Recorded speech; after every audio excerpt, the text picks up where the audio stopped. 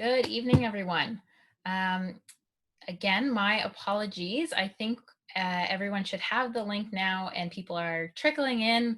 So we'll get the evening started. I do apologize again for the delay and oversight on our part with the link there. So thank you to everyone that has joined and is joining now. My name's Hannah Edgar, and I am a project manager here at Digital Nova Scotia.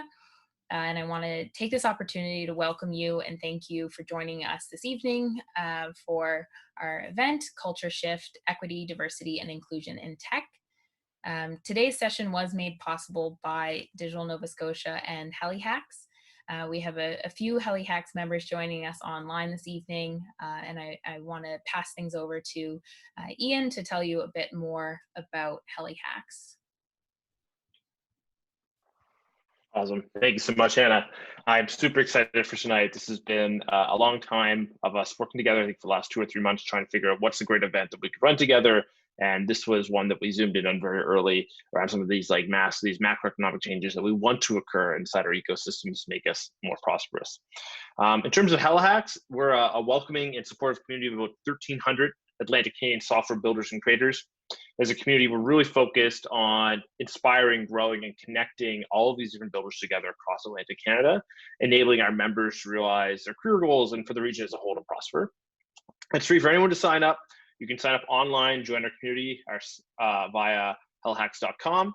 And we have members from not just inside Atlantic Canada, not just inside Halifax, but also all across the Atlantic provinces, all across Canada, and in fact, across the globe. We even have members from France, London, and San Francisco. And our community is backed by a federally registered nonprofit with amazing sponsors such as Dash Hudson, ResMed, and many more. And if you're interested in sponsoring us, we're currently looking for our 2021 sponsors. And if you're to power our growth, then you can reach out to us via contact@hellhacks.com. And with that, I'll pass it back to Tana.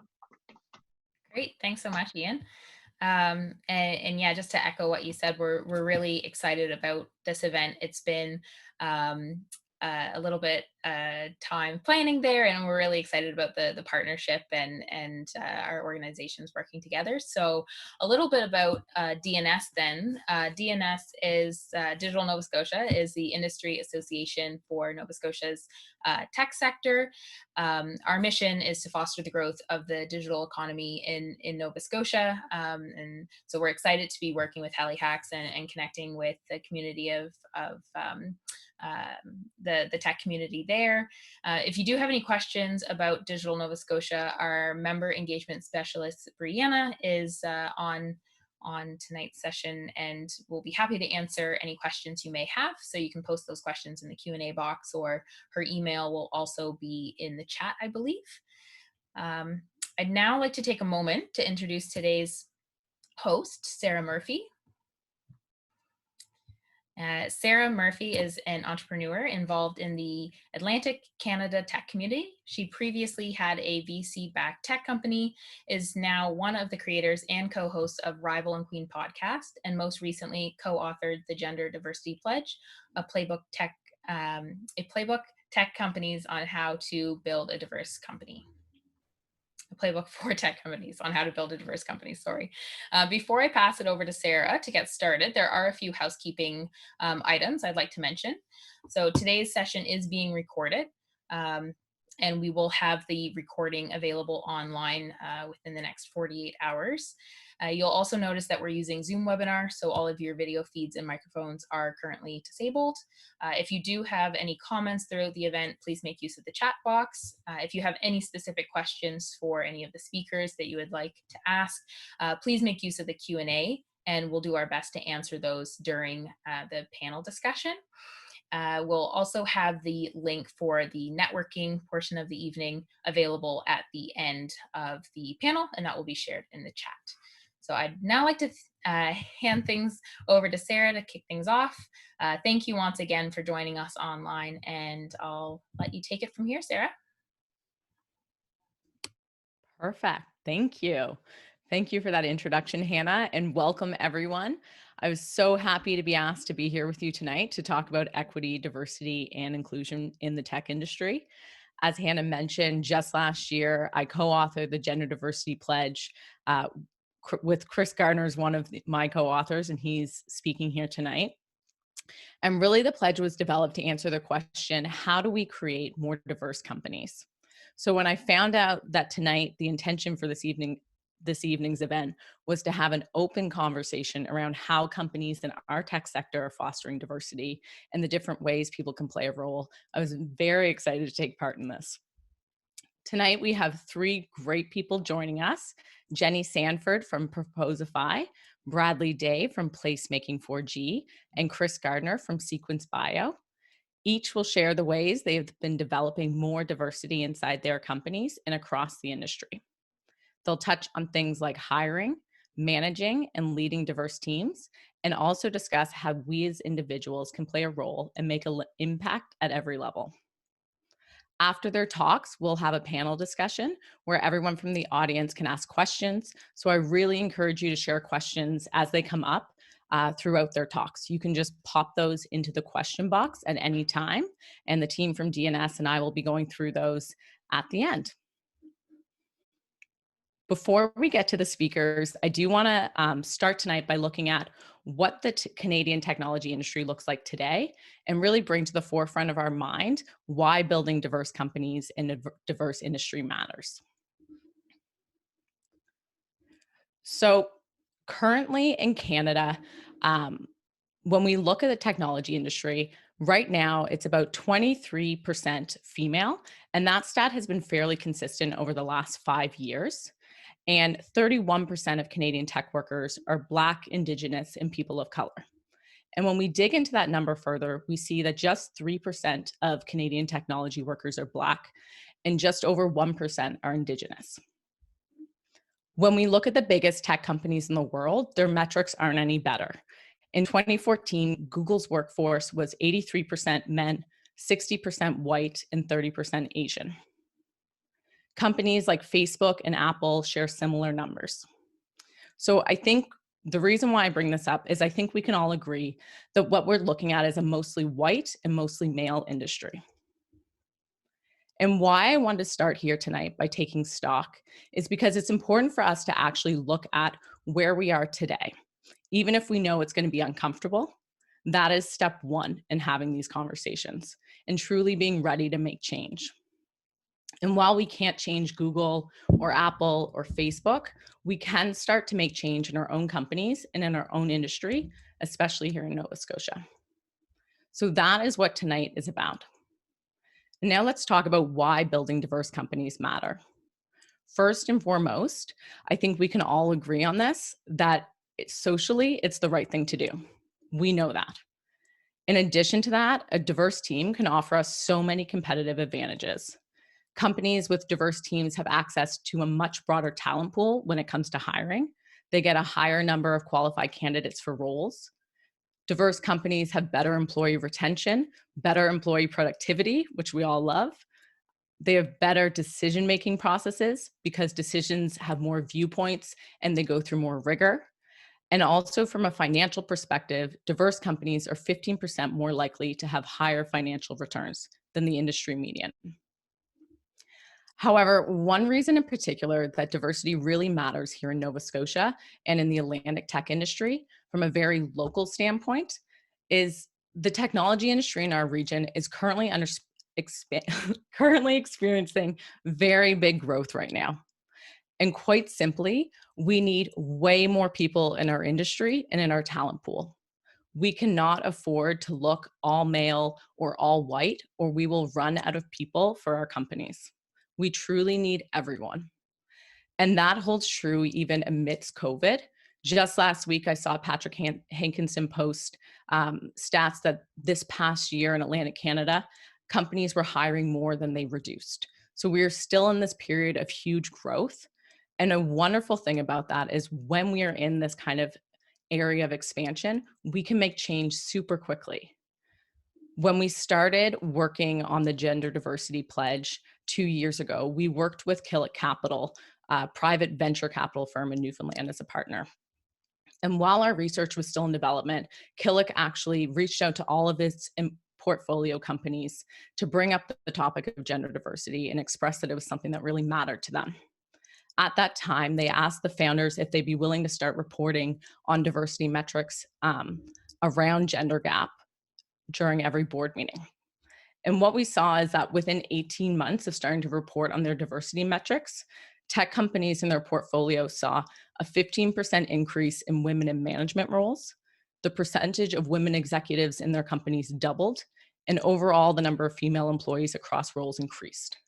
And that is just in 18 months. So a very short period of time for such big changes. And I give Killick a lot of credit for asking founders to make diversity a corporate priority, and it really shows what can happen in a short period of time. So by doing things like setting a goal as a company, measuring and reporting on progress, and getting team buy-in, change can happen really quickly, especially when you're growing the way that we are. Oftentimes we think making change in this area will be hard, and certainly some aspects of it are more challenging than others, but making change in our companies and our industry doesn't have to be as hard or take as long as we sometimes think. What it really takes is commitment over time to look at where we are, to track our progress, and to keep learning. So no matter your position or your role within a company, we all have a part that we can play. And tonight, we're really going to dive into this, get tactical, learn about some things that others are doing that have had big impacts in their companies. And the greatest thing about this evening is really that we are here to have an open conversation and learn from each other. So once again, I just want to remind you that if you have questions as we're going through the talks tonight, please pop those into the question box, and we'll come back to them in the panel discussion at the end and bring those up to all the speakers. So now I want to dive in, and we're going to start with our first speaker, Jennie Sanford from Proposify. Jennie is the head of operations at Proposify, a Halifax-based SaaS company that helps to create beautiful proposals and close more deals. I love Proposify personally. Jennie is a certified human resource leader and oversees HR compliance and resource implementation for the company. Before working at Proposify, she graduated from Dalhousie's science program and NSCC's human resources program. She spends her spare time working in creative media, such as YouTube and podcasts, under the name Moxie Munchies, and I highly recommend you follow her. Today, Jennie is going to share with us some of the practices in place at Proposify, including things that started pretty informally and how they developed into more formalized processes over time. So Jennie, I'm going to hand off to you. Great. So can everyone see my screen, hopefully? Here it comes. So, hi everyone. Like Sarah said, I work for Proposify, and I've been with Proposify for a little over 3 years. And I thought I would kind of present this in a way to show you what we did as Proposify in terms of things that have been effective or wins we've had. Partly because we still are not experts in doing this. And I think especially in smaller companies, you're never just going to have someone who's like, has extensive knowledge in doing this and has the resources to really apply their time to fully committing to this. So I thought I would share with you some of our wins that might be a little bit inspirational for you in terms of things that we did and now how we've progressed into it being more formalized and how we've gotten success out of relatively low input. I will caution this by saying that when I started with Proposify, we're very small, but I was very fortunate that there was really already buy-in from the owners of the companies and the leaders in the company, knowing that this is something that we were probably just around the average for the industry and wanted to get better at. And everyone already at least started at that point where they knew that there was probably value added to having these improvements put in place. So I know that can be a discussion later on, maybe in the panel, about how, you can win over people for that buy-in. It doesn't mean that everyone's go gung-ho on everything that is proposed or things that are happening, but I did start from that really lucky place. Everyone always talks about diversity and inclusion and equity and says, oh, that's absolutely important. That's really something we need, but there's always that caveat as that's not as important as X, Y, or Z, or those other things that are happening, or what takes up your time, or takes up your financial resources, or I need this to happen now. I can't wait for these things. So that's still an ongoing struggle that we have, even I have, that sometimes, you know, you need other things to take priority, when in reality, you need that equity and diversity and inclusion to be kind of one of the top things you choose. So that's definitely a struggle we always have, and I think all companies have, to make sure that it is a priority. But we were very lucky in the beginning that at least everyone started with that discussion and was willing to talk about these things. So we talked about it early on and made it a priority in the company, and it is an ongoing discussion point when we have meetings, when the leadership team meets, when we're hiring new staff. Everyone is willing to be open and honest and have that discussion. What we do is kind of evolved over time to be more formalized, as Sarah said. One of the great things is that it has become a culture that it's not necessarily a top-down initiative. It's not Kyle, one of our owners, saying like, I'd like this to happen. Often these conversations are happening at the manager level or the employee level, and 2020 was great for that, that more employees were willing to put their hands up and discuss these things. And it really gave us opportunities to have conversations about seeing the value in these things and prioritizing them over other things. Everyone always said they're important, but now as a company, we really do try to value making decisions based on the equity or diversity they bring in or don't bring in over other things like time or finance or that sort of thing. So in our early days, when I started, like I say, that was about 3 years ago, we were a very small company. We did more informal things. Some of those things were just celebrating diverse holidays and explaining to them and inviting everyone to be involved in them. So, you know, we had a population of people that celebrated Diwali or celebrated Lunar New Year. So we had a committee that helped with events and, you know, just your typical fluffy events committee. But we would approach people that we knew would celebrate these holidays and say, hey, we know you celebrate these holidays. We would love if we did that as a company and took time to acknowledge that. Could we get your feedback on that? Would you like us to do this? What would you like to do? Get them as an expert resource, because they're the ones in your company that know about it and celebrate it. So you want to represent those things accurately for them, but then we wouldn't put the work on them. We would then take on the work of executing the celebration of those holidays and writing a really good explanation for what they were and making sure that everyone in the company who wanted to had a chance to get involved. So once again, pretty fluffy things, but we got a lot of really good feedback that was like, hey, you know what? That was really great. That I now feel like I can speak up and say, can we celebrate X or Y? Or I celebrate this holiday. Can I have the day off instead of Easter to celebrate because it's more important to me? And just making room for everyone to celebrate what they celebrate, but then also everyone kind of getting a little added bonus out of it of, you know, free food or discussion or a party out of it, that sort of thing. So we sought that feedback from people. That also gave them space to talk to us if they wanted to change their working arrangements and try to be flexible that way. We've always been collecting, I guess I'll describe them as like casual statistics about the representation we have in our company. But one of the things that I was always challenged with is we didn't have a way to fully anonymize those statistics, so people felt fully comfortable putting their hand up and identifying themselves in a specific group when we were a very small company. So we could ask, or we had a general idea based on people's personal information to look at those stats and see where we were at with statistics. But we didn't really want to ask everyone things like, do you identify as a person with a disability? You know, a lot of things like that, you may get some pushback and people asking about it. And so we had a general idea, but we were really small. So we waited to really push forward in formally collecting those and publishing that information. While we were trying to be as informally welcoming and inclusive as possible, we were also trying to support the people we had to stay.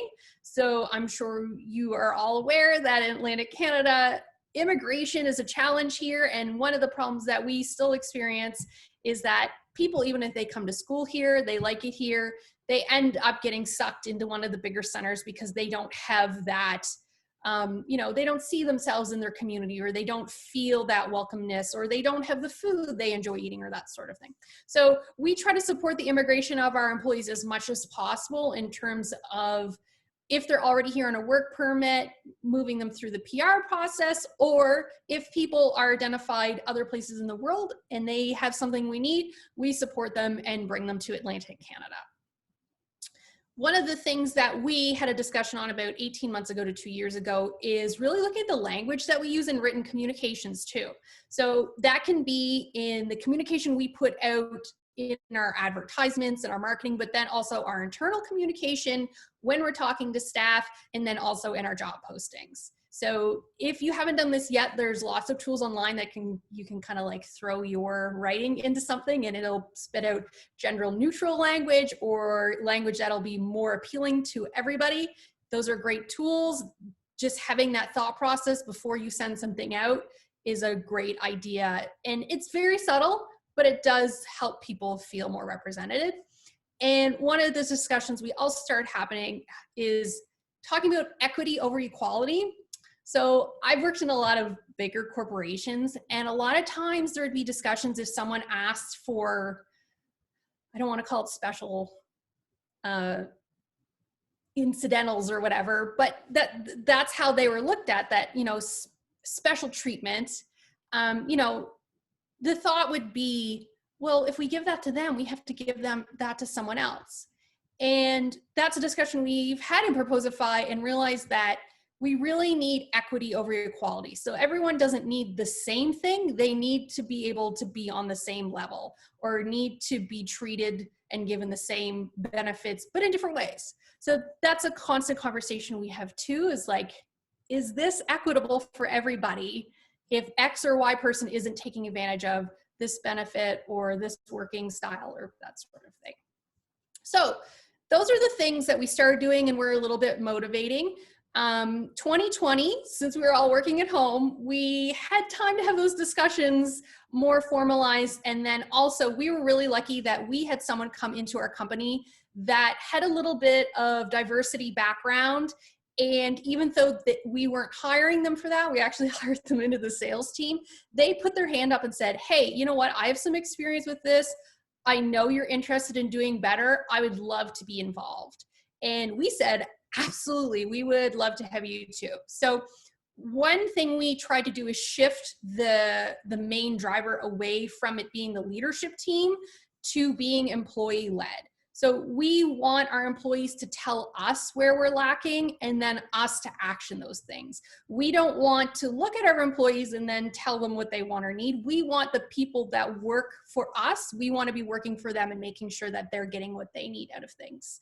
So our committee is employee-led, but I, as the head of operations and our HR person, do sit on that committee and take direction from what that committee does. So they may point out some initiatives, or they may point out some gaps. We can propose solutions to them. They can also provide solutions for us. So we do have some expertise. We have some in-house training in terms of people that can train on certain topics. And then we've also hired external training. And by hire, I mean a lot of these groups that help you are very cost effective or don't cost anything, because they're just excited that companies are willing to learn more about the employees that they have and how to better represent them. So we really started to action that in 2020. And part of that too was starting to have an open dialogue at the company level to discuss these things and get feedback from people and see how we can change for the better. So us as a company, we have a monthly company-wide meeting to discuss, financials and the wins of each team and stuff like that.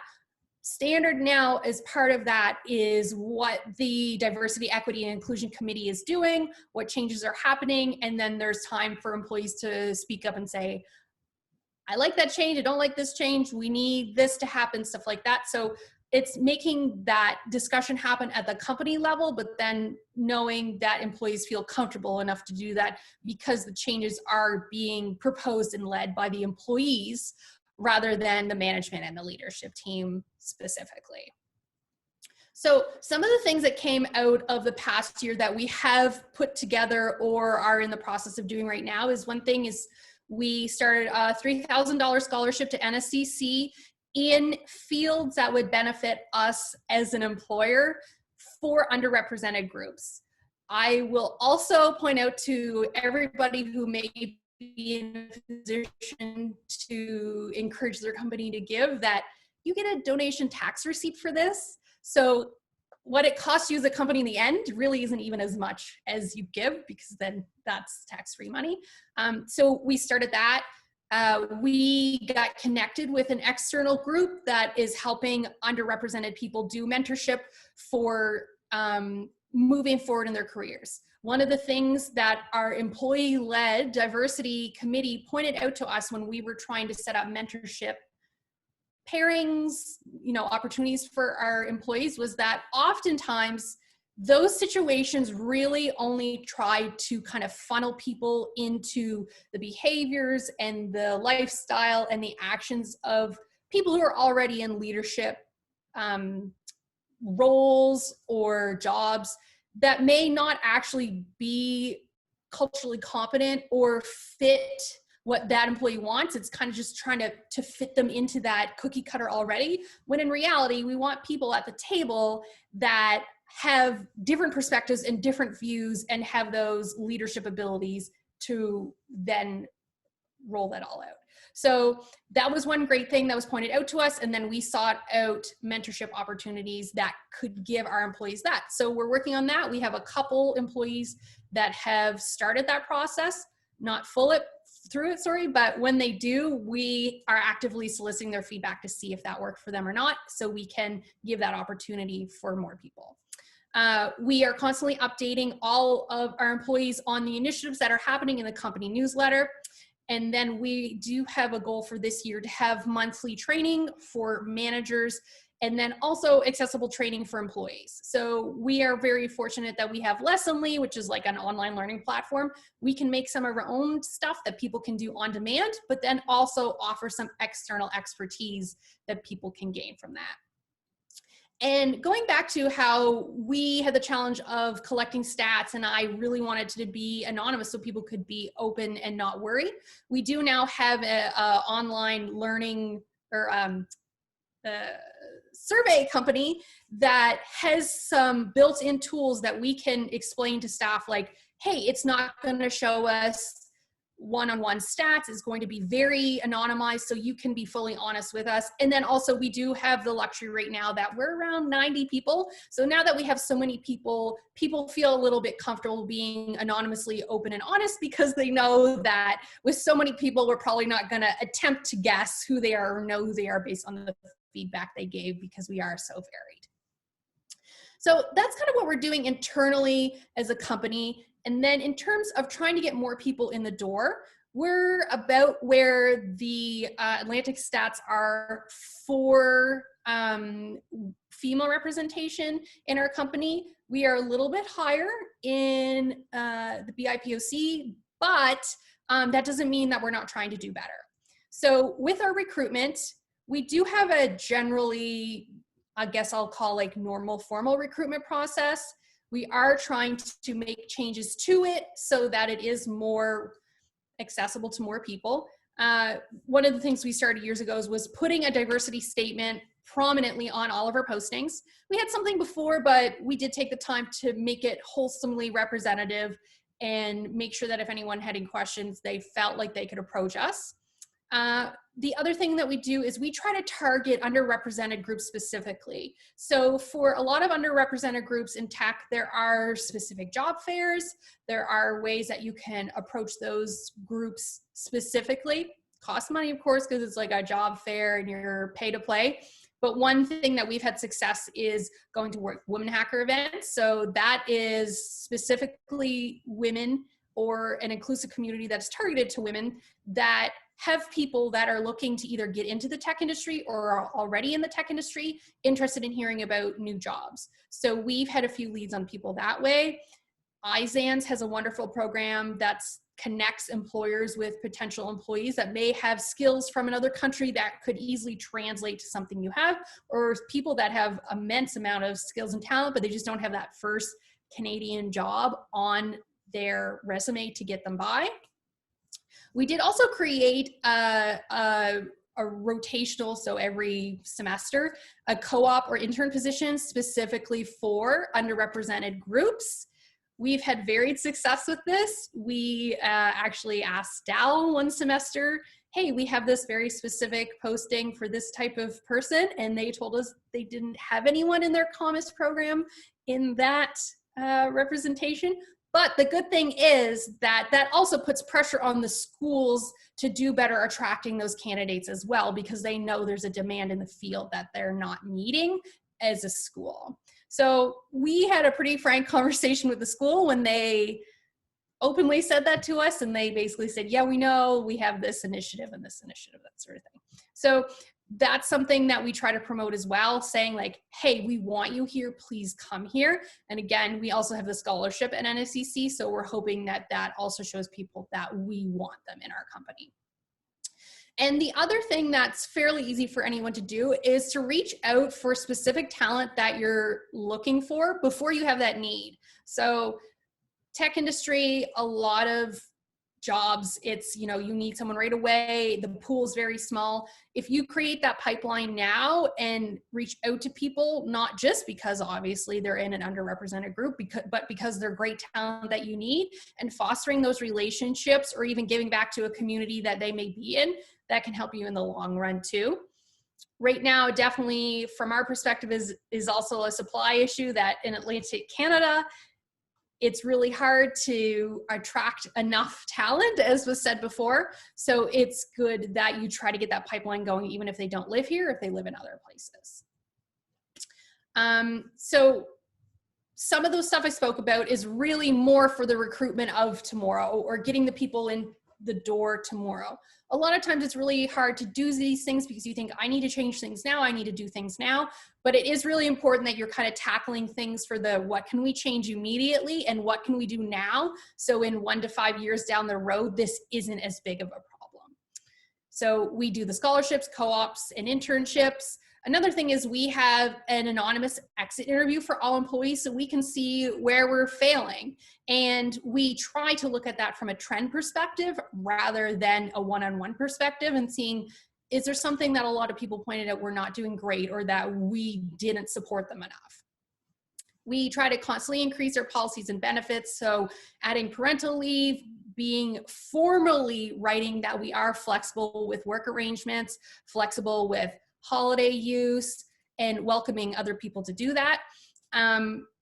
Offering our space for community groups to use. So some of you may be in the same position as us right now, that we all left the office and 10% of us came back. So we have a lot of space and we don't have a lot of people using it. So now we're actively trying to seek out community groups that may want to use that space that we have just kicking around, that we can support them, but then also foster relationships in groups that we haven't had the opportunity to have relationships with in the past. And then another thing we do as a company is we try to match donations of underrepresented community groups kind of on a rolling schedule with employees as well, just to show people that we want that talent to be there in 1 to 5 years too. So that was kind of everything we go through. Like I say, I don't think we're experts, but we have kind of stumbled and fumbled into doing some things. And I think if everybody does something or a few things, it will definitely get us as an industry a little bit higher too. Thanks. Awesome. Thank you so much, Jennie. It's fun. It's nice to see you guys have so many different and creative initiatives, and even kind of the informal ones are a ton of fun. So thank you for sharing those with us. And it's nice to see a lot of different opportunities and different ways that we can create change and start supporting building more diverse companies. Next up, we have Bradley Daye, who will be speaking. And Bradley was born and raised in Halifax. He is a community leader, coach, and member of the African Nova Scotian community with deeply rooted history in Nova Scotia. Those roots are what keep him grounded and provide the motivation behind the work he does now as a founding partner of Placemaking 4G, the new generation of recruiting that focuses on helping employers build talented teams and strong culture. As the grandson of Delmore Buddy Daye, community development has always been top of mind for Bradley. Placemaking 4G is a community interest company, reinvesting 60% of its profits back into local communities to reduce barriers to sustainable economic development. Bradley has 12 years of combined professional coaching and business management experience that is guided by the values he lives by, which are compassion, community, and love. So tonight, Bradley is going to share with us how we can support diversity from a recruitment standpoint and hiring processes. Welcome, Bradley. Whoop, whoop. You know, I see you out here, Sarah, and I'm like, man, it looks lonely out there. I wanted to pop on the screen earlier just so you had somebody to hang out with. Thank you. So I welcome anybody who else is on the panel here to jump on and show face, but I don't need to be the only mug out here that you're looking at. Thank you so much for that warm introduction. And I'm really excited to be here and have a conversation and learn from each other today. And thanks to Digital Nova Scotia, and specifically Victoria, for the invitation to have a conversation. So I guess there's Victoria. Hey, thanks for coming on. I guess a good place to start is who's P4G? Who's Placemaking 4G? Like, what do we do? Who are we? And so I guess to start a bit of that story, we were inspired by the Ivany Report. And one of the main focuses in the Ivany Report, if you haven't heard of it, sort of the Now or Never Report, which focused on sort of what do we need to focus on as a province. There were a lot of goals on there. And one of the overarching themes was attraction and retention of young professionals in Atlantic Canada. And we've done an incredible job increasing the retention of immigrants. They moved the needle. So there were 17 different goals. They moved the needle on every single one of those goals, except for one. And you can probably guess that one actually went backwards, and it was the unemployment rate of African Nova Scotian and Indigenous people in Nova Scotia. So it was an interesting conversation being on their advisory committee and them wanting us to celebrate all of these great successes when there was one giant flaw staring them in the face. And so a lot of times we don't really know how to approach these matters. And so 3 years ago, we decided, well, who is actually kind of responsible for increasing diversity, for retention and attraction of young professionals in Atlantic Canada?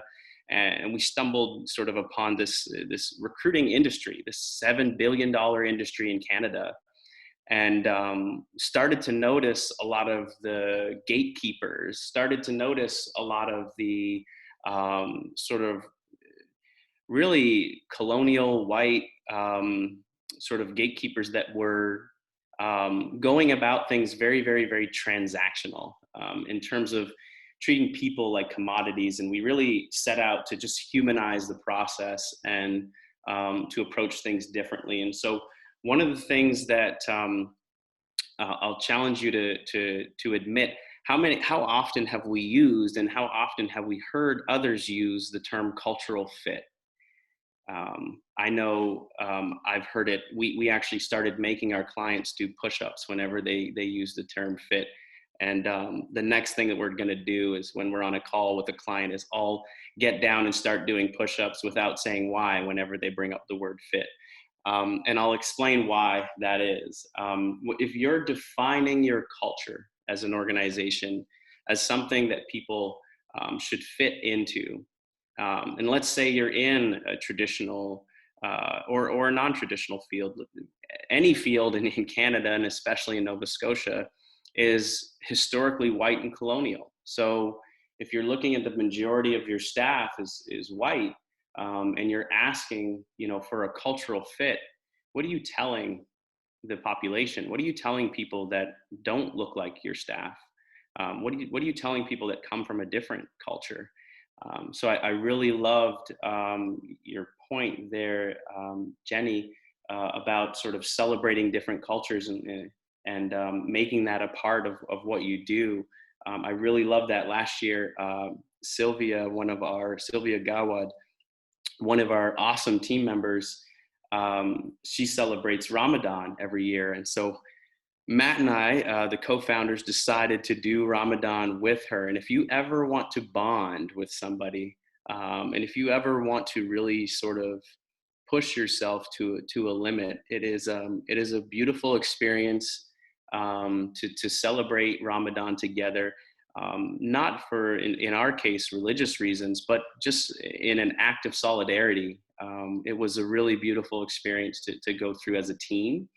And I really love that idea of kind of leaning in to the different cultures. And so, again, I'll come back to that term cultural fit and how it can be so othering to a lot of people. And one of the things we did was throw that out of our vocabulary from the very beginning. And we replaced it with cultural contributor. And it allows you to kind of flip the process on its head and start to focus on not how can somebody change themselves to fit within this culture that is stagnant, but how can we create an environment that is so welcoming that we're able to have people come in and contribute to that culture. And as soon as we start to approach things with that perspective, it really changes how you go about the recruiting process. It really changes the whole mindset of it all. So that's, a small example of one of the things that we've been implementing as an organization. One other program that we're involved in is a project called the 561 Project. 561 is an interesting initiative. It's led by ANS Lab, and if you haven't, it's the African Nova Scotian Employment Lab. You can follow them on Instagram. They actually have a workshop that they do that's called Black Boys Code, where they teach Black kids how to code, because as we all know, that talent pool gap, especially here, you've heard the numbers earlier. There's a huge gap there. So starting to build interest in young Black children in terms of getting them interested in things like coding is something, we're heavily involved in that whole project. The reason it's called 561 is actually the amount of jobs that we need to create for African Nova Scotian youth to be on par with the rest of Nova Scotia. If you look at it as a percentage, it's double the amount. The percentage is double that of the rest of the population when it comes to unemployment of African Nova Scotian youth. So that stat is actually unchanging for 30 years. So this is not a new problem. It is not unique to the tech sector. It is something that we are addressing not just in this sector, but across all sectors. And so, doing things like approaching things from a cultural contributor as opposed to a cultural fit, and actually placing value on lived experience has allowed for us to, we set a goal that we would have 35% of the roles that get filled are filled with BIPOC, specifically Black and Indigenous, but BIPOC and underrepresented groups. And we were able to, for the searches that we've done, hit the mark of 60% or more of the roles that we've placed have been filled by Black, Indigenous, people of color, and from underrepresented groups. And that includes, women in tech, people with disabilities. So yeah, it's been something that we take very seriously. It's not a part of it's not a division within our organization. It's ingrained in our culture and who we are and what we do. Yeah, one thing actually, as you were talking, Jennie, I actually figured, why don't I just show a video of a current search that we have up, and some of the measures that folks are taking in terms of and I'll have a bit of maybe we'll have a dialogue about this later, because designated roles has become a topic that has been really highly talked about in a lot of the employers that we're having conversations with. But I want to show you a quick video, and then maybe I can kind of give you some of my opinions on that area in particular, but it'll probably be maybe a point of discussion later. So I'll just share screen here if I have permission to do so. Awesome. Look at that. Actually,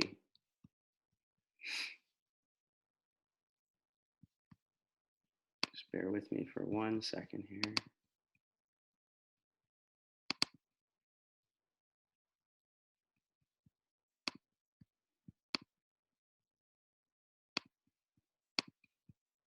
Okay. 2B Theatre Company is looking for an executive director. My name is Christian Berry, and I'm the artistic director of 2B. We make original works of theater from scratch here in Halifax. We've toured to 64 cities in 13 countries on 5 continents. We've won major awards and accolades in places like London, England, and off-Broadway in New York City. 2B is driven by curiosity and care. Our purpose is to create the space and the conditions in which our artists can thrive. We believe that a multitude of diverse voices involved in the process of creating the work makes for richer, better art, and that more perspectives lead to more complexity, texture, and nuance. The executive director position is designated for applicants who identify as Black, Indigenous, or a person of color. The institution of theatre in Canada has historically been white and colonial. If we're to provide an optimally safe and supportive environment for diverse voices, we need to diversify in our senior leadership. We're committed to contributing to this positive and necessary change in our sector. The executive director will be a co-leader of the company. We're looking for someone who brings integrity and vision, and who is confident in financial matters and the strategic management of resources. This search is being conducted by Placemaking 4G. For more information, visit p4g.ca/opportunities, or reach out directly to Bradley Daye by emailing bradley@p4g.ca. To apply, send your cover letter and resume to applications@p4g.ca. So that's one of the ways in which we're constantly looking at the recruiting sector and saying, how can we innovate? How can we look at things differently? How can we connect with a population that maybe a job posting won't connect? And I think for a long time, a lot of employers have used the excuse, well, we don't get applications from certain communities. We don't, there must be a talent gap there. And I think the question why is not asked often enough. I think people say, okay, well, we had this as a conscious effort. We reached out, we phoned up some organization in the community, but we never heard back, or a couple phone calls here of an event here and there, but the building of the relationship wasn't something that was necessarily really a focus, and really something that was genuine and authentic. So to ask why, in terms of why didn't we get any representation in our talent pool when we put this posting out? How can we engage with the community in a different way? How can we build trust? And so actually, I one of the things that was not shared in my introduction, and I'm really, it's been my North Star. It's been something that has guided a lot of decisions that I've made in the last sort of year and a half. And that is what I believe is my purpose. And so, which is connecting communities through building trust. And I bring that up is because for that role you just saw, I've spent maybe 20, 30 hours on the phone in the last few days. And that was 3 applicants that was a result of that. That's the amount of time and energy it really takes to form relationships with people and build trust. In these sectors that have historically been white and colonial, there has been such a breakdown in trust that people, and it takes so much energy to put yourself out there. So, I guess if I was to give some action items, give some advice before kind of open this up to a dialogue for people to have questions and specific discussion topics, I would say, one, immediately eliminate fit from your vocabulary in the recruiting perspective. It's actually something that's done sort of in Silicon Valley. I mean, if Facebook can do it, then every tech company can do it. They don't have the best company culture. I mean, there's a lot of horror stories of the things that have been done there, but they found that their hiring managers were using, I just don't think they're the right cultural fit, as a way to exclude certain people from places of management within the organization. So they eliminated that and immediately saw a 25% increase in diversity in their senior level staff. So, these language, these things are important. So I would challenge you to immediately eliminate sort of fit from that vocabulary in a recruiting context. I guess if I could leave you kind of with anything else, is that, and I think this is something that, Jennie, you kind of talked about and Proposify is working on, is that this is not a tick box solution. It's not something that I'm currently learning. That's why I said when I came on here that I wanted to learn from you all and have a conversation.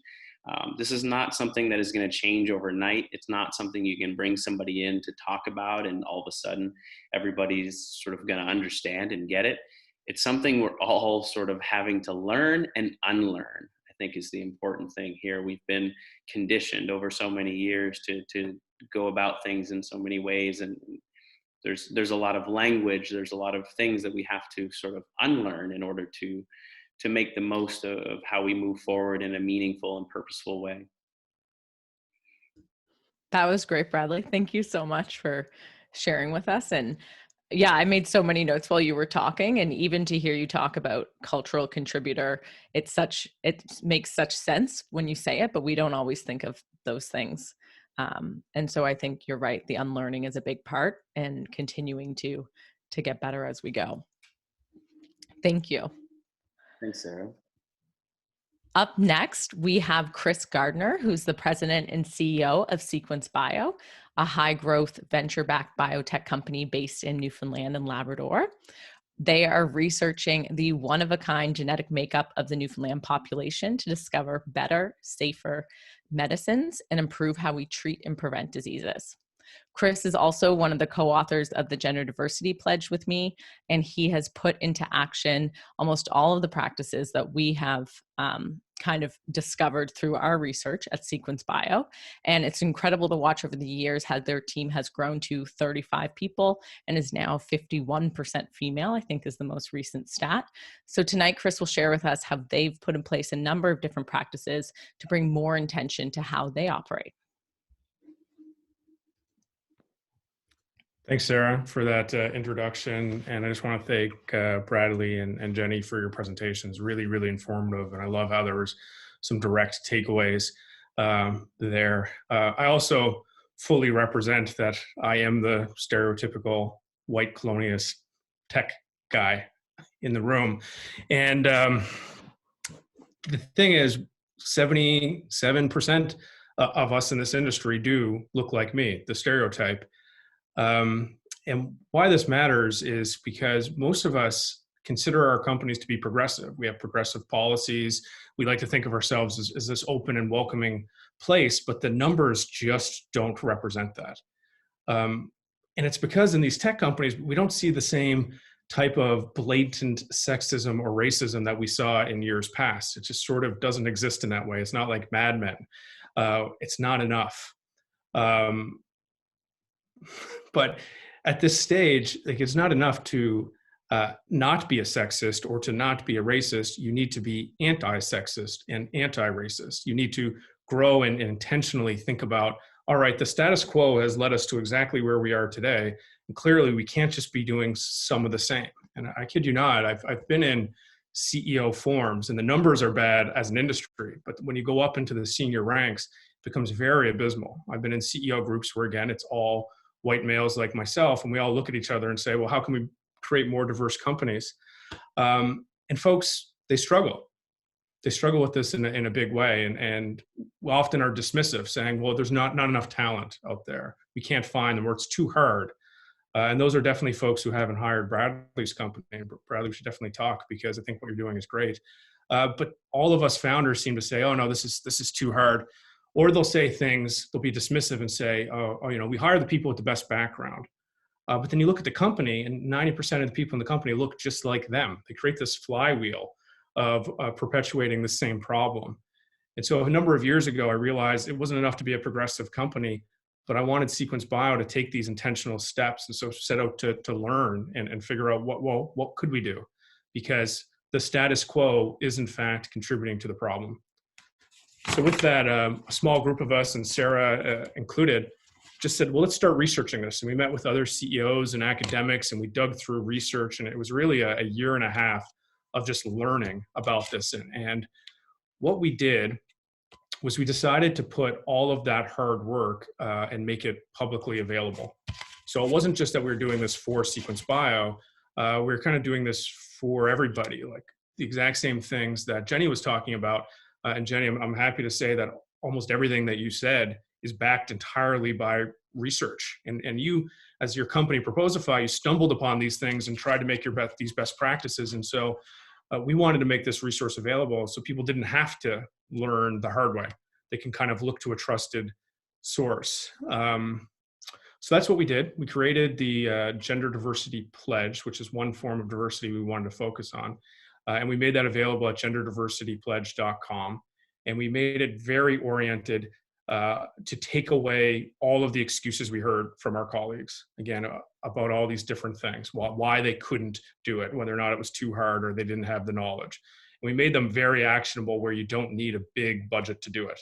So it became less scary. And I just want to give you two examples, because I was told I had 8 minutes and I'm already 4.5 minutes in. So I'm going to try and end on time as best I can. But the first example that you can find in this pledge is setting a goal of exceeding 30% minority gender in your workforce.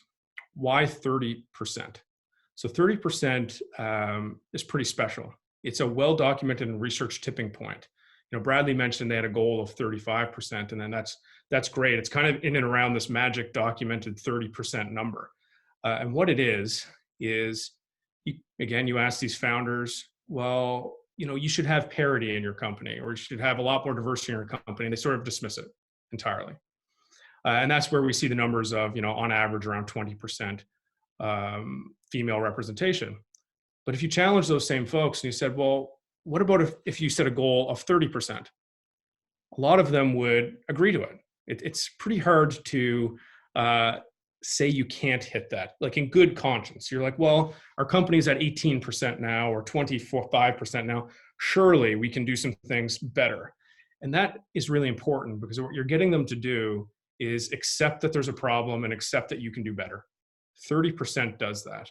But it's not really about hitting 30% and saying, well, great job, everybody.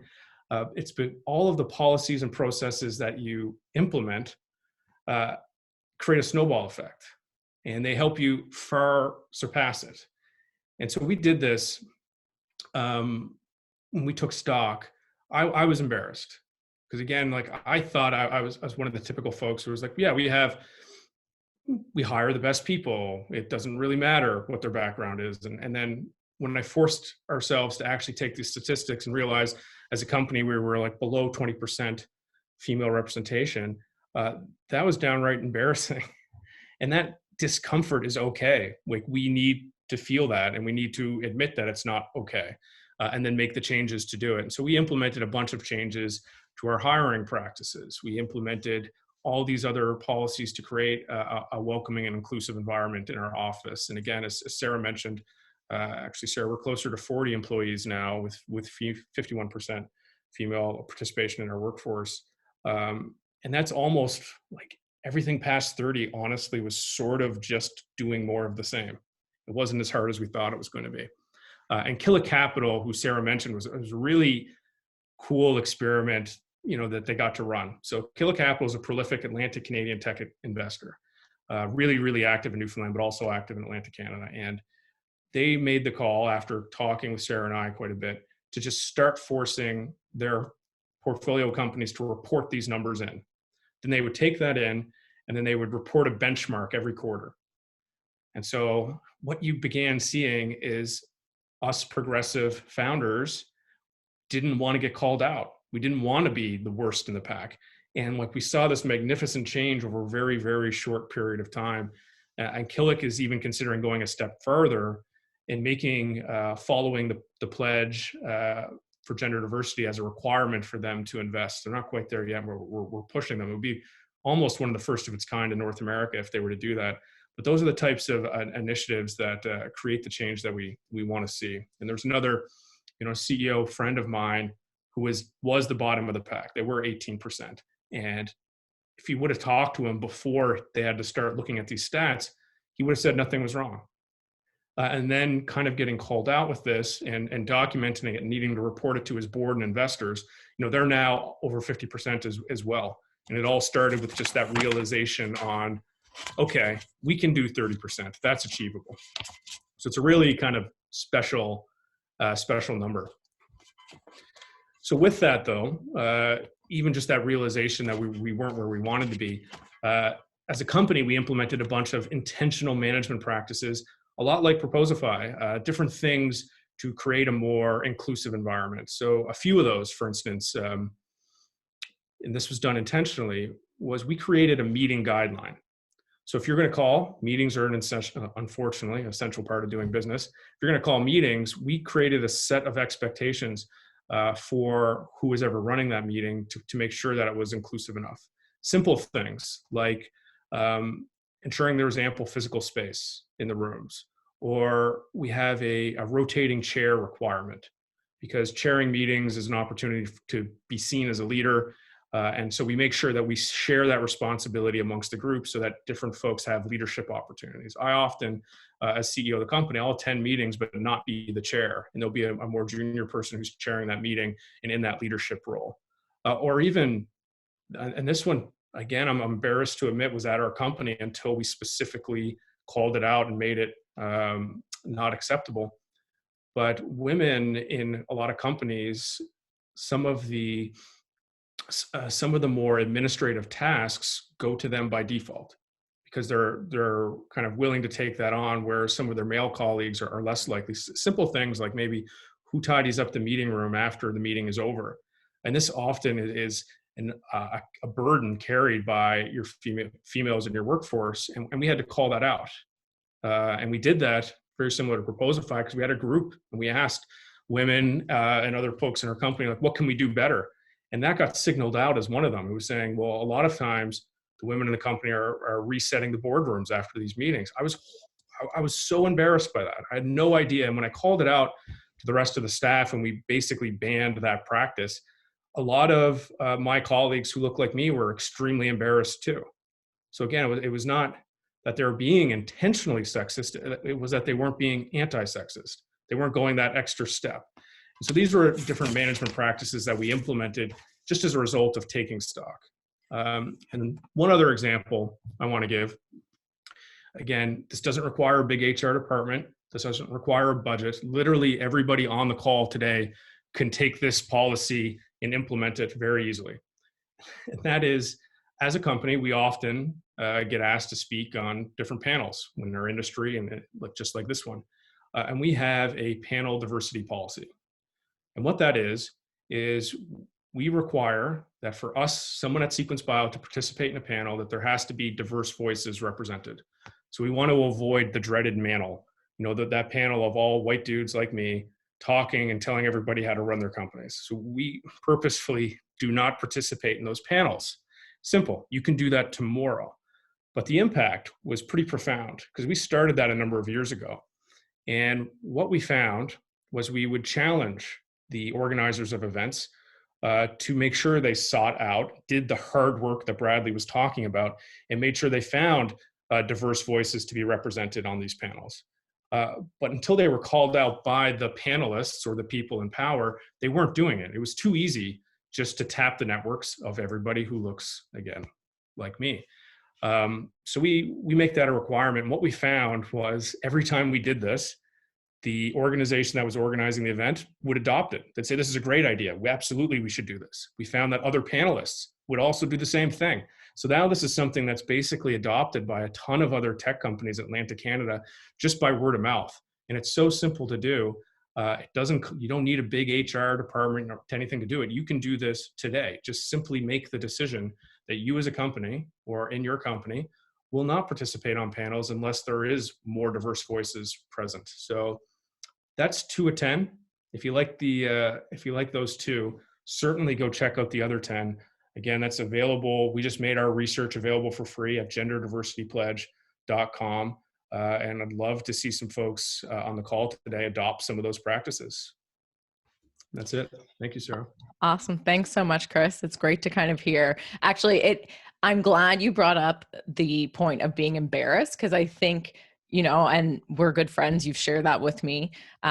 I think it is like a natural part of doing this work is when we start to look at kind of where we are and take stock, it can be embarrassing, and it's not something that we like to admit, but it's an important part, and it's not the end of the world. At least once we know, we can move forward and start making change. So thank you for bringing that up.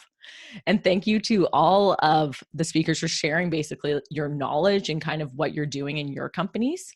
We're now at the time of the evening where we're going to do the panel discussion. So Jennie and Bradley, I'll invite you to bring on your cameras. And if everyone, anyone in the audience, like if you have questions, please pop them into the question box, and I'll make sure we ask those. All right. So as we do this, I am going to call on each of you kind of to maybe answer the question, not one by one, but direct the question to you guys. And then if someone else wants to add on, please hop on once the first person's done. So we'll start at the top. This question's from Tim. It says, I'm interested to understand how the stats look for diversity in the post-secondary tech programs and how they compare to what we're seeing in the industry. So I don't know, maybe Bradley, you'd be the best one to speak to that. Yeah, no, I'm not. It's okay if you're not. Is anyone familiar with kind of what the post-secondary stats look like? I know, Jennie, you said you had an interaction with Daye where they kind of, representation wasn't so great. Yeah, no, I don't have any of the stats, unfortunately. When we've reached out, we haven't had great selection options, I'll say, but I don't know the specific stats. Okay, all good. Yeah, neither do the universities, and that's part of the issue. But it goes much further back than just at the university level. This is something that starts at elementary levels and kids being put into I can't remember the name of it right now, but there's the sort of there's just early childhood education and channeling sort of Black and Indigenous kids into sort of special education programs and stuff like it's happening across Nova Scotia. There's massive issues with our education streams just from the very core. So, I know of various programs and various professions. I'm not sure about tech in particular, but where they've had maybe 13 graduate that master's program that are Black ever in the history of the program. So 13 people, it's not gonna increase the diversity of staff across any sector. So and that's an area that there should be better representation. And I know just from working with SMU and Daye, SMU has hired their first ever in 2019. They hired their first ever Black student support worker. They have no Black student union. They have I think they may have a newly formed Black student union, but they, it's really, there's a lot of work to do at the university level, to say the least. So but it's also just much deeper rooted than university. Totally. And I think, Jennie, you touched on this as well, as like pipeline investment and the work that you guys are doing around that to kind of address some of that issue. Yeah, we try. I definitely think it also helps to ask these questions. Like we also, if a recruiter approaches us, we ask some pretty good questions, in my opinion, of show us your stats. What have you done in the past? What's your pool like? Do you collect these numbers? Stuff like that. So right now, what do you have for us? But then also asking those same questions if we're approached by schools or programs or things like that. Or like, okay, great. What do you got? Show us. Have you tried? Are you collecting those things? And it's not really that there's a number that we need or we don't need at this point, just even that having those frank conversations that they have the awareness and they're actioning it, at least is a good opening discussion. I think that's great. Chris, do you have anything to add to that in terms of pipeline and some of the things that you're seeing? Yeah, I mean, industry is fed from the universities, and I know like the university could be a leading indicator, but the fact of the matter is like the industry stats still apply. It's not getting that much better. Like same with like what Bradley said, our local university has like 13 computer science students. We're not going to change an industry with like low enrollment numbers like that either. Yeah. Jennie, this question's directed for you. So glad to hear you mention the AIPP.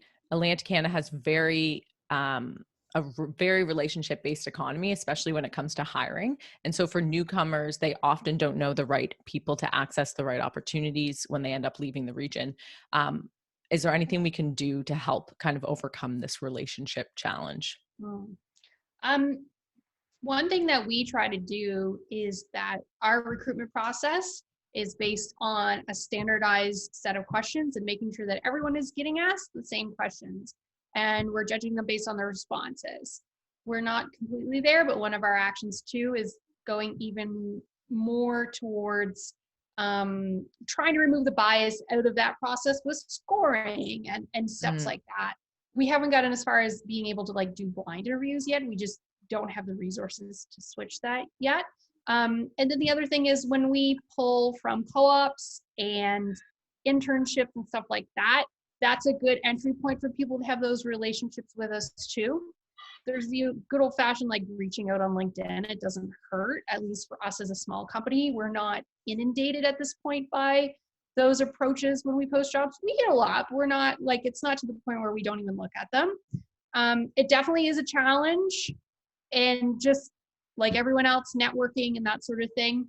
I will say that I would say for the most part, most of the people we hire are not relationship-based jobs.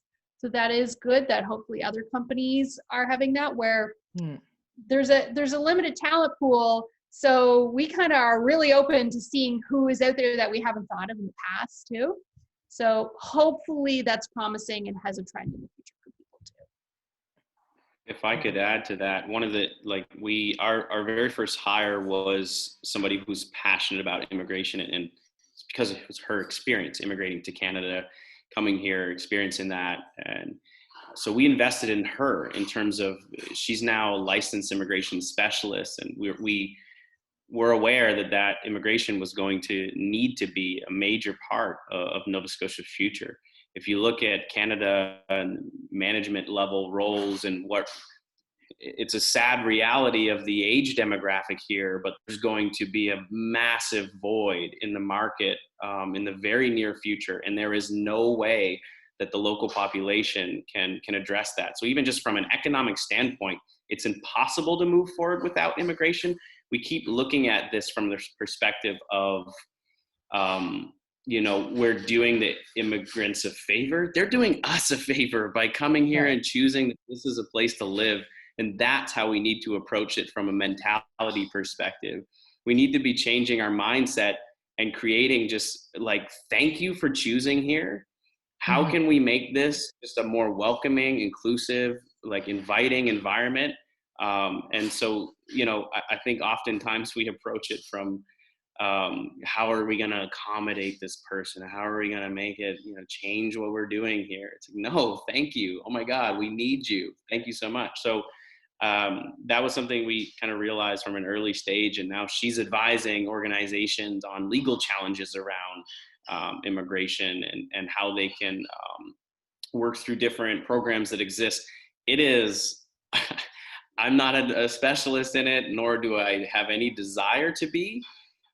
It is a massive area, and there are so many different complications that can arise. So, there are experts out there. So if there are, things that you don't understand or have challenges with, there are people that can help from the immigration streams side of things. And so anyway, just invest in it really would be my advice.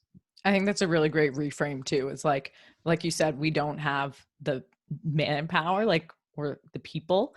And it is a great way to kind of look to immigrants as they're coming in to make it a welcoming environment for them. Chris, maybe you can answer this one. In your attempts to achieve certain quotas for minority groups and companies in support of societal equity, are you worried that you are at risk of passing up on a stronger candidate who may not be in that minority group? This one comes up a lot, right? People say well, we want to hire the best person, or, Sarah, we have a particular element in the pledge that says all other things being equal, you give an advantage to the more minority representative. And that causes contention with folks. But here's the thing. 2 candidates, all things being equal, and if one of them had to overcome some sort of adversity, either because they're a person of color or because they're a gender minority, they're actually better than the other mediocre male candidate. It's not all things being equal. So this person is on this footing because they've overcome a lot more challenges. You should want to hire that person. So it's funny that question comes up, but rarely does that ever actually happen in practice either. You don't get 2 candidates who are exactly equal, but we do put a preference to things like is our hiring appropriate? Is the way we've worded our job description? One of the biggest fallacies you could have is tapping your network to hire, right? We do this, but who's our network? Our network is our advisors, our board, our investors, who again, their networks look just like me. So you need to put the effort in and work with folks like Bradley's company. Bradley, you can talk about this next, but you need to put the effort in to find those candidates, and it's worth it. Can I just add too, I've been in HR 13 years.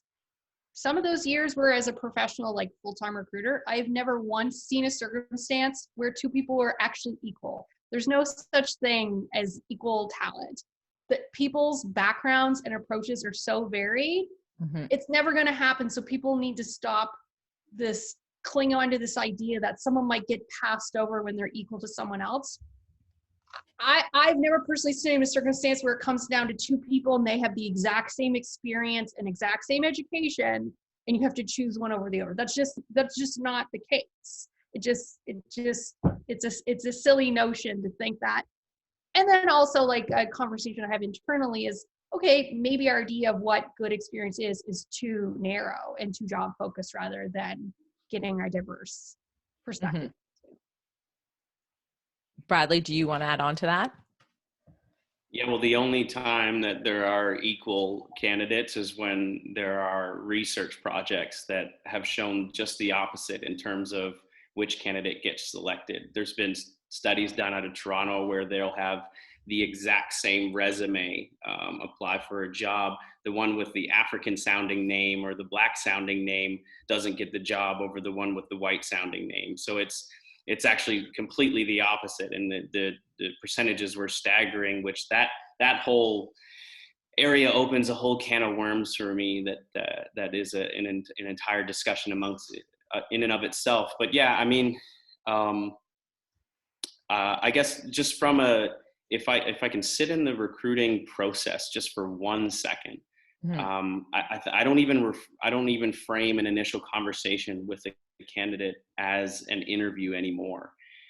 People bring some version of themselves that is not authentic, as we've been conditioned to bring some presentation version of ourselves when we step into these interview settings. And the first thing we do is a mindfulness exercise, just to break down any barriers that may be there. The first thing we do is just tell the person about ourselves and tell them we just want to get to know them. So it seems very simple, but just having human conversations with people and finding ways to connect with them on a genuine level can be super impactful to figuring out, do their values align with the values of the organization?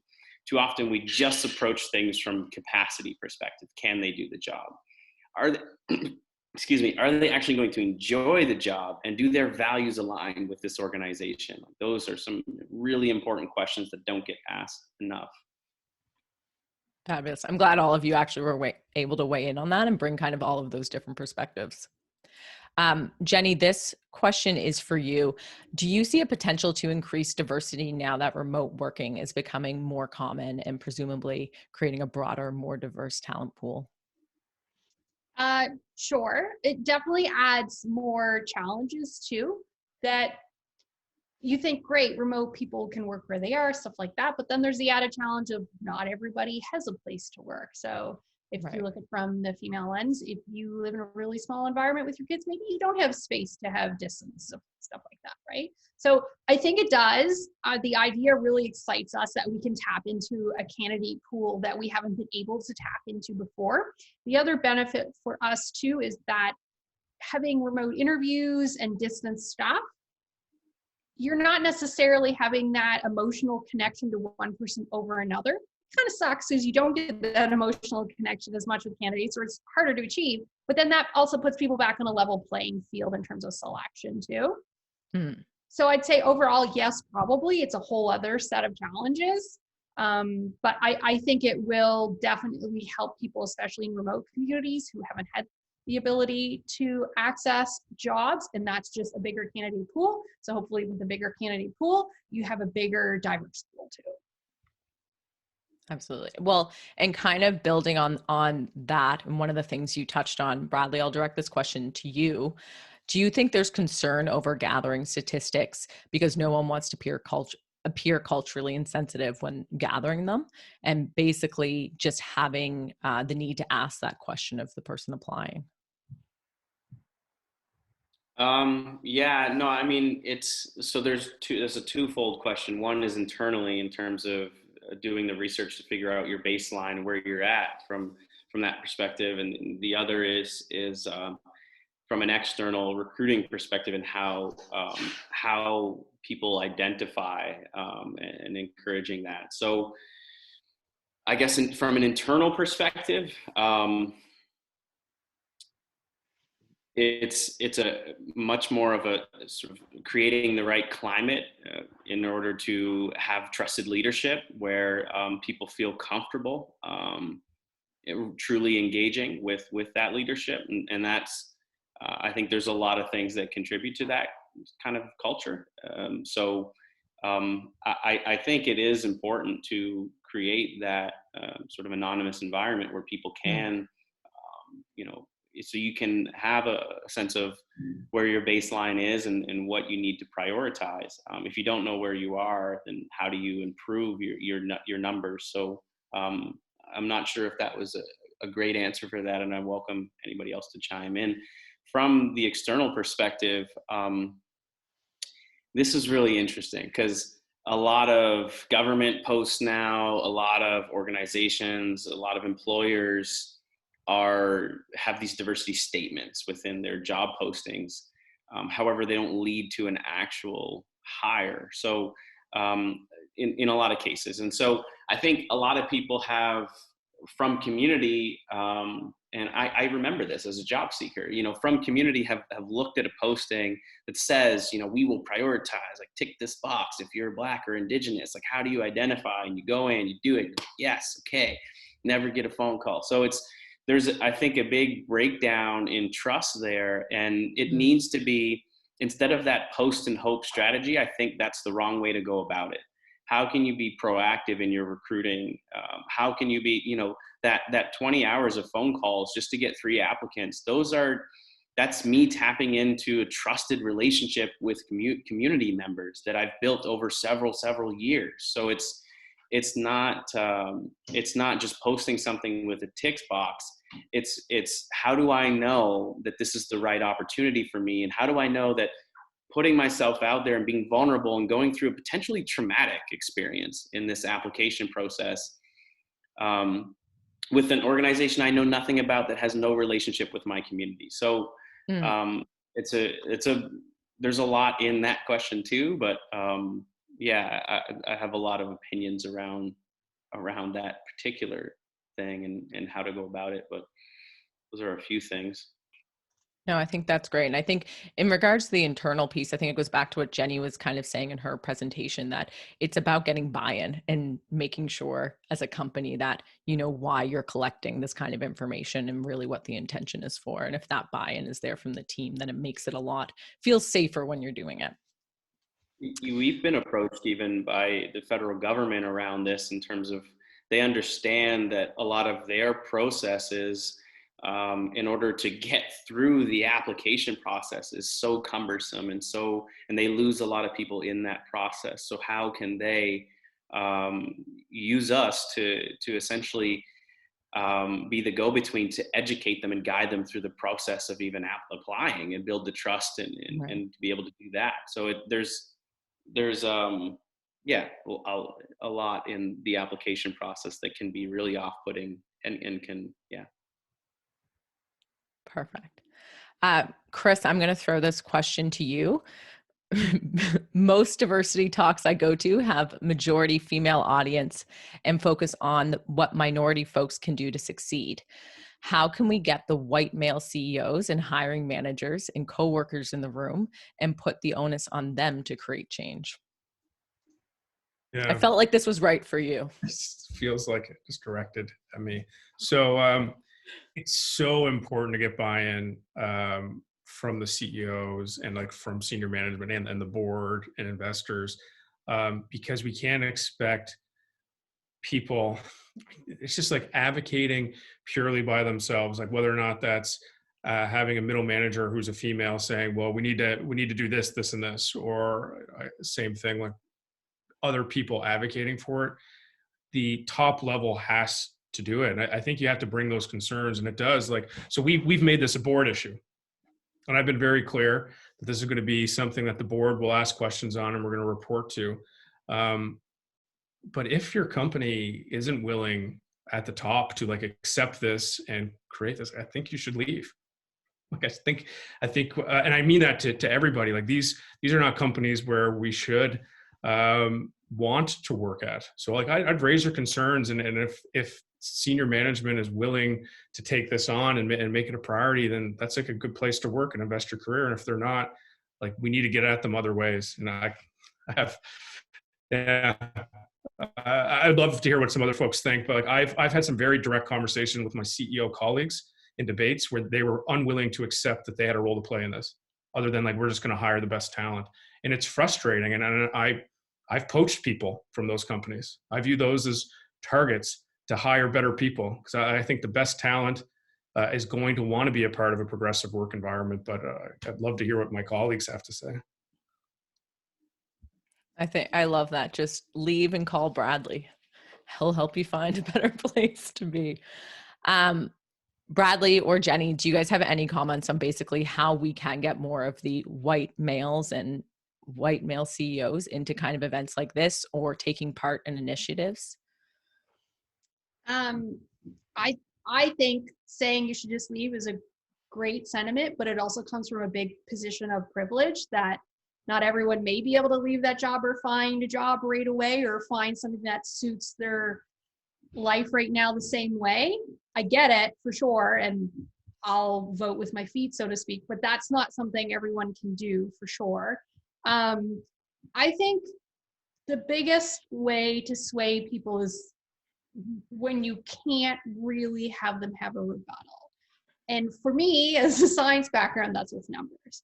Showing them facts, showing them figures, a lot of stuff. There's great national data on this. There's great national resources, and presenting it almost as a financial argument. Sure, it might cost us more today, but in a year to 2 years to 3 years, having a more diverse pool of people will make us a more nimble company. We'll make sure that all of our customers are getting what they need out of our product, and might actually make us more profitable. So why do you want to leave money on the table when there's proven stats to show that this can help not only the people we're hiring, but the company itself? So why are you thinking in an older way when there's tons of data out there showing that this will actually help the company? And then there's also the lovely argument that is like, you're looking for investors. Investors now are looking for people who talk about these things and action these things and have their company represent them too. I love that. Yeah, I agree in this sort of coming at it from a place of privilege. That was going to be something that I was going to mention. I have to somewhat disagree on the point of making it about money. If you're having to make it about money in terms of profitability, then you're diminishing sort of what the actual initiative or efforts are all about. So there's a little bit of me that says it's just about being on the right side of history, and it's just where the world is going and where people are going now. Is it easy? No. I've been in so many rooms that there's just overt racism, and what do you do about it, and how do you stand up for it, and how do you address it? I think that one of the things is to call it out when you see it. And I love I saw on LinkedIn a few weeks ago, a friend of mine, Alfred Bergeson, if anybody knows him, called out the Halifax Chamber. They were doing their chamber awards, and there was maybe one person of color in this like sea of white people. It's just calling out those organizations that are doing dumb. I was gonna go somewhere, but I won't go there. But just you call it out when you see it. And why does it take Alfred to call that out? How did it get to the point of it? To me now receiving an email from the chamber saying they want to do a survey and they want my input on how they can engage community now, which is, I guess they're taking a step, but call that shit out when you see it, man. Like just be vocal, because you're coming at it like Jennie said, from a place of privilege. Chris has the privilege to step into these boardrooms and call out their bullshit, because he can probably get away with it. Everybody looks at myself or a person of color as, oh, they're just an angry black person coming in here banging on the door again, right? And so I've been in rooms where people have said, well, no, that's not, I'm a white male, so that's not my issue. It's not my job to step up and be the voice for I don't want to speak for you. It is your job to do that. I didn't invent racism. Why should I be the one that have to fix it? So really, to me, that's, everybody can chip in and just call it out when you see it. Thank you for that one.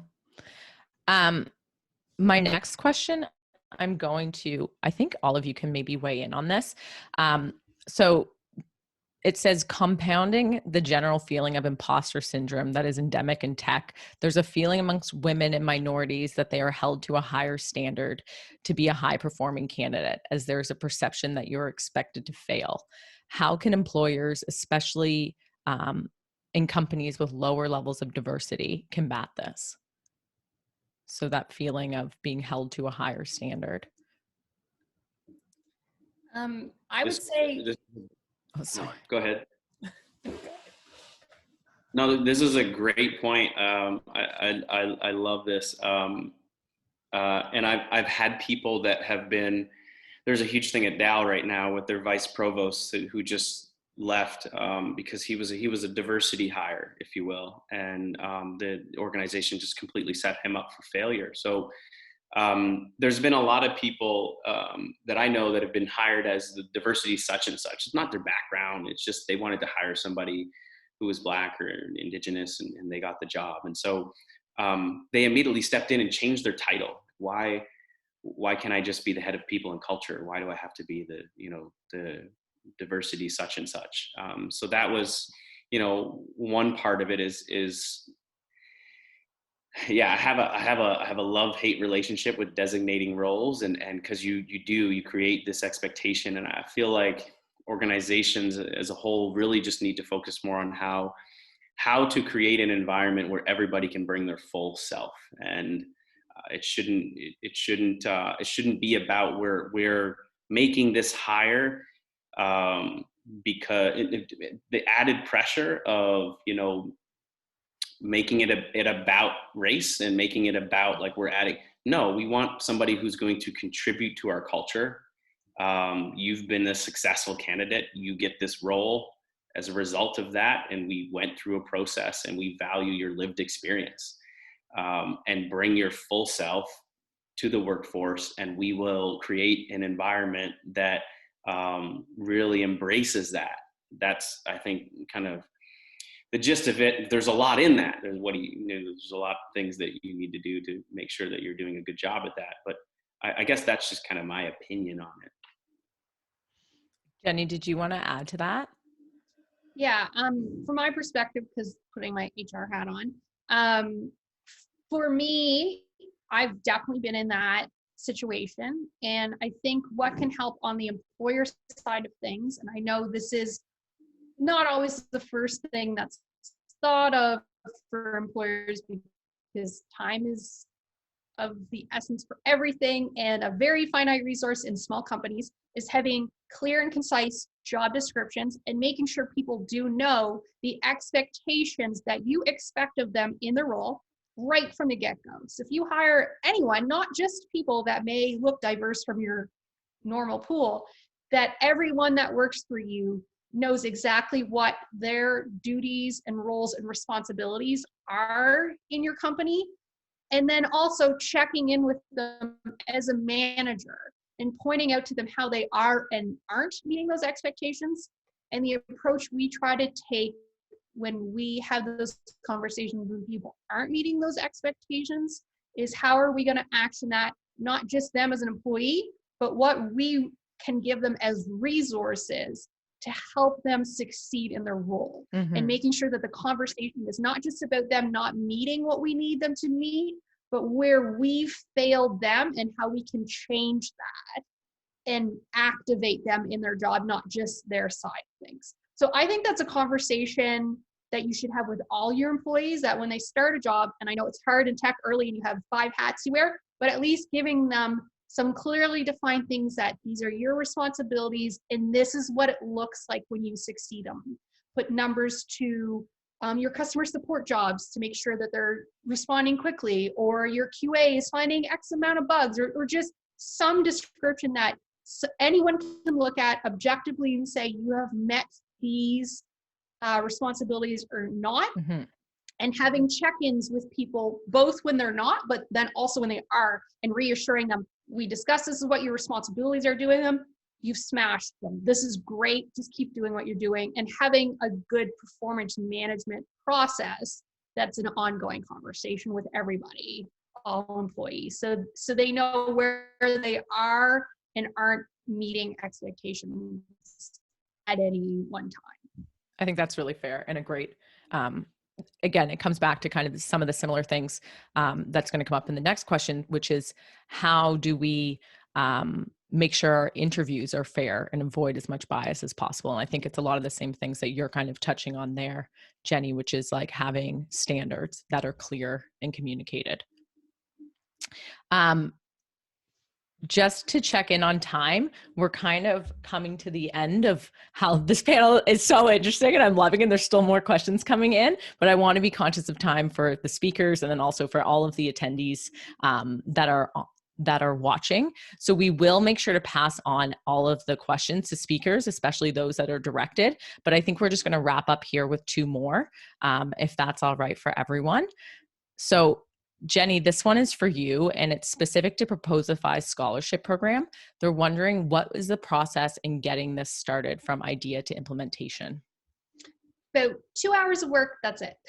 So, so what happened is when we had been toying with this idea, and actually the idea had started in my head about last February at a DNS panel, and then I had to take off to the UK and then came back to isolating this whole thing. Anyway, I contacted NSCC, said, hey, we're thinking about doing this.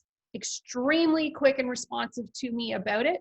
They told me all the things I wanted to hear, that basically they manage the process for you. You pick who the scholarship is for or who isn't for. You pick the groups that you want. You fill out a 1-page form, you sign it, you mail them a check, and they give you a tax receipt. And I think they even actually took credit card. super fast, super easy. There is a minimum threshold to it. I forget if it's 1,000 or 500, but they want to work with you. They want to make it easy, and they want to make it as great as possible and have as many opportunities as possible. A couple more steps down the road were us putting like a description to what we're looking for and choosing kind of some selection qualities that we want. Did we want their marks to matter? Did we want financial need to matter? Things like that. Super easy to go through. I highly encourage any company, like in the scheme of things, what's $1,000? And $1,000 can be the difference between accessing all your books or not for a student, right? So, yeah. Thank you. This question I'm going to direct to Bradley and Chris. And so it says, seminal and current research in human resource management demonstrate that the interview process is where substantial bias is brought into recruitment and selection. So Bradley, you touched on this, mentioning the vague and problematic idea of cultural fit. And how do you ensure interviews are fair and avoid as much bias as possible? So implicit bias, sexism, racism. Maybe Bradley, you could start, and Chris, maybe you can add on after and tell us a bit about some of the processes you use at Sequence. Yeah, so we're not a super process heavy kind of place. That the word processes just kind of sends a chill down my spine to begin with. But it is where a lot of bias shows up, and I guess taking the HR hat off and putting this sort of just human dynamics hat on, or just the human hat on. And treating people less like resources and more just like humans, and having conversations. So, I mean, I feel the interview process is different every time. It takes a unique shape. It takes, we go about things in a very customized way. We obviously have the core of things we want to get after, but there is a huge process for us in terms of determining what questions will be asked, and that involves the engagement of staff on various levels. But I guess to ensure an environment that I think language is important, and one of the ways of going about that is finding language within your, we call them opportunity briefs, not job postings, but your job postings that isn't exclusive to anybody, and really honing in on that and making sure not to other folks as you go through the process is very important. I think there's a lot of stress and anxiety. People, 25% of people would rather get a root canal than go through an interview process. Okay, fun stat. 30% of people would rather do all of their Christmas shopping on Christmas Eve than go through an interview process. People don't like, it's a very, very, very poorly run process these days. So focusing almost a little less on how it can not be exclusive, but how it can be just enjoyable is the way that we like to kind of embrace it and approach it. How can we sort of implement meditation and mindfulness into things that we like, things that are actually building rapport and getting to know people, having conversations that are wholesome. I think that just a human approach is being lost in all of this. We're talking about how can we track statistics and how can we implement certain processes, but and that's one of the challenges we have as an organization, is to how do we take this sort of secret sauce that we've created in our processes and turn them into clear, defined processes, because we do such a good job of just being human and having genuine conversations. But yeah, so I'm not the best to answer that from a process perspective, but I don't know. Well, I think that's helpful to just even see how you approach interviews differently. And it will be a good balance, because I know Chris does have a lot of processes that he uses at Sequence. So maybe Chris, you can weigh in on that side of it. And I think it'll give us kind of a whole refreshing view on the hiring process.